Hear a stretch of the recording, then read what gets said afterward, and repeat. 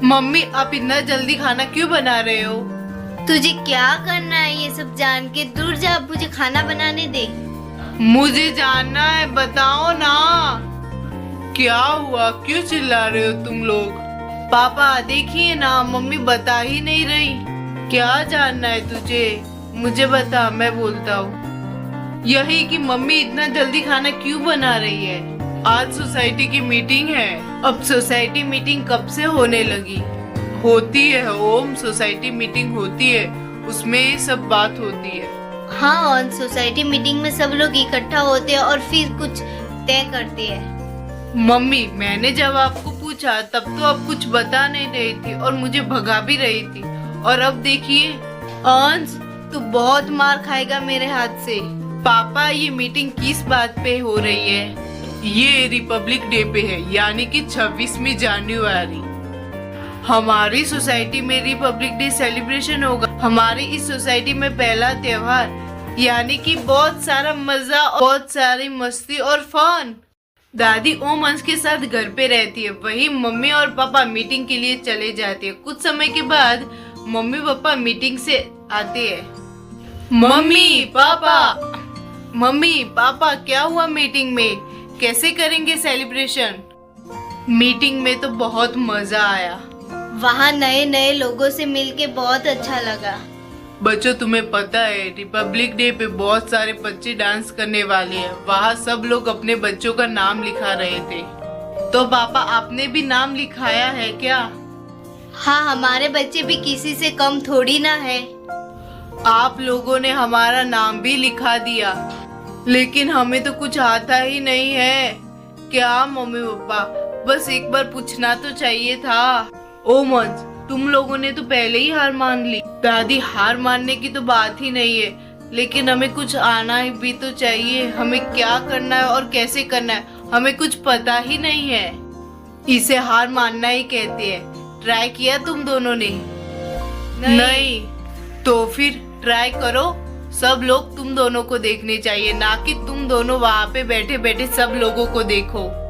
हाँ दादी, ट्राई करने में क्या जाता है, शायद हो गया तो मजा ही आ जाएगा।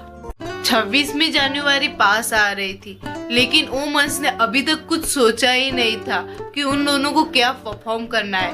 उस बात पे वो दोनों बात ही कर रहे थे, उतने में पापा आते हैं। क्या हुआ बच्चों, किस बात से उदास हो? मम्मी ने फिर से डांटा क्या? नहीं पापा, मम्मी ने नहीं डांटा, लेकिन 26वीं जनवरी पास आ रही है और हम दोनों ने अभी तक कुछ सोचा ही नहीं है। पहले ये बताओ, परफॉर्म करना इम्पोर्टेंट है या लोगों के भारत प्रति अपनी फर्ज को जागरूक करना इम्पोर्टेंट है? लोगों को भारत के प्रति अपनी फर्जों को निभाना, परफॉर्म ऐसा करना उससे भारत का फर्ज भी निभाया जाए और परफॉर्म भी हो जाए। करेक्ट। थैंक यू पापा, आपने हमारी सारी प्रॉब्लम एक चुटकी में सॉल्व कर दी। सोसाइटी में 26वीं जनवरी की तैयारी धूमधाम से हो रही थी। हर साल तो बस तिरंगा लहराते थे और सेलिब्रेशन करते थे, लेकिन इस साल कुछ अलग था। इस साल सब बच्चे मिलके परफॉर्म करने वाले थे। सब बच्चे अपनी परफॉर्मेंस की तैयारी में बिजी थे। देखते देखते 26वीं जनवरी भी आ जाती है। सोसाइटी तिरंगे और गुब्बारे से अलग ही चमक रही थी। सब लोग ठीक 8 बजे सोसाइटी में पहुंच जाते।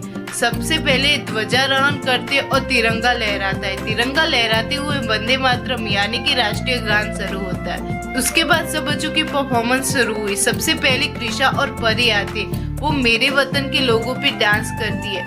सबसे पहले अंश जाता है और नाटक शुरू होता है। हम सब गांधी जी के बच्चे हैं, तो आज मैं आपके सामने गांधी जी के ऐसे महान विचार प्रस्तुत करने वाला हूँ। सच्चाई और अहिंसा सबसे बड़ा हथियार है। गांधी जी के जैसे हम सच्चाई के रास्ते पे चलने वाले लोग कभी भी नहीं गिरते। कभी भी किसी का अच्छा ना करो तो बुरा भी नहीं करना चाहिए।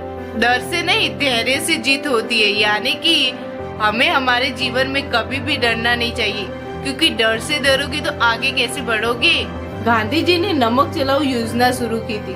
अगर उस टाइम पे गांधी जी वो नमक चलाओ योजना बंद करते तो क्या ये योजना सफल होती?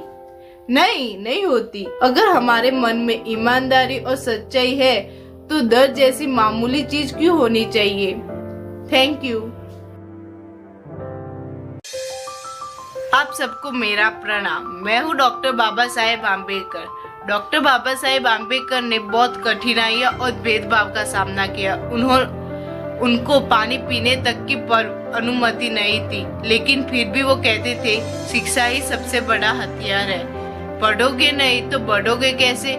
एक छोटी सी एग्जाम्पल से समझती है। अभी आ रही है 10वीं और 12वीं की बोर्ड। उस टाइम पे अच्छे से पढ़ाई नहीं की और रिजल्ट के टाइम अच्छे से पढ़ाई नहीं की और रिजल्ट आने के टाइम पे सोचती है काश मैंने पढ़ाई कर ली होती तो मैं अभी अच्छे नंबरों से पास हो जाता। वो काश वाली फीलिंग है ना, वो बहुत गंदी फीलिंग है। इसलिए डॉक्टर बाबा साहेब आम्बेडकर कहते हैं सीखो, पढ़ो और आगे बढ़ो।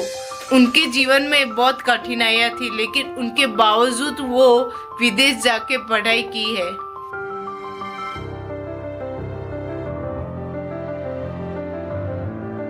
आज हम आप सबको एक बात बताना चाहते हैं। अक्सर लोग 26वीं जनवरी या 15वीं अगस्त पे स्टोरी या स्टेटस लगाते हैं। ऐसा बहुत सारे लोग करते हैं। हाँ, आप सबके लिए देश के प्रति भावना है तो आप सब लोग स्टोरी या स्टेटस लगाते हो, लेकिन उसका कोई महत्व है क्या?